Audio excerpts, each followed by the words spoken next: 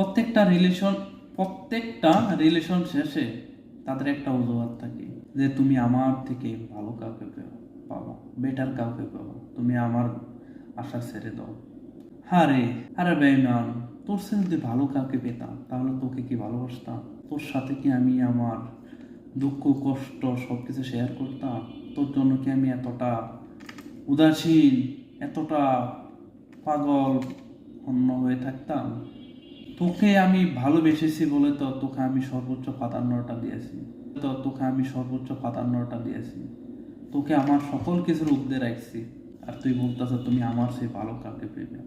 হ্যাঁ ঠিক, তোমার সাথে আমি ভালো কাউকে পাবো, কিন্তু তোমার মতো আমি কাউকে এতটা ভালোবাসতে পারবো না। তোমার মতো আমি কাউকে এতটা অন্ধর মতো বিশ্বাস করতে পারবো না। তোমার মতো কাউকে আমার এই হৃদয়ে জায়গা দিতে পারবো না। কেননা মানুষকে একবারে এই হৃদয়ে জায়গা দেয়, দ্বিতীয়বার কাউকে আর এই হৃদয়ে জায়গা দিতে পারে না। সে তোমার সে হাজারো ভালো হতে পারে, হাজারো গুণ সুন্দরী হতে পারে, কিন্তু তোমাকে যে জায়গাতে একবার স্থান দিয়েছে সেই জায়গা পৃথিবীর কেউ এই স্থানে আসতে পারবে না।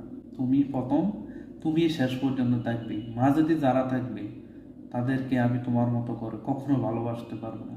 আমি জানি না তুমি আমাকে কতটা ভালোবাসতে পেরেছ, তোমার এই হৃদয়ে আমি কতটা জায়গা করে নিতে পেরেছি, কতটা স্থান দখল করতে পেরেছি জানি না। জানি যে তোমার এই হৃদয়ে আমি স্থান দখল করার মতো যোগ্যতা আমার হয় নাই। যদি যোগ্যতা আমার হতে তাহলে আমি তোমারে থাকতাম, তাহলে তোমার সাথে আজকে আমার থাকার কথা, অন্য কেউ থাকার কথা নয়। এই মুক্ত আকাশে তো তুমি আর আমি থাকার কথা, কিন্তু সেই মুক্ত আকাশে তো তুমি নাই। তুমি অন্য জনের আকাশে গিয়ে বাসা বেঁধেছ, অন্য জনের বাসায় গিয়ে তুমি বাসা বেঁধেছ।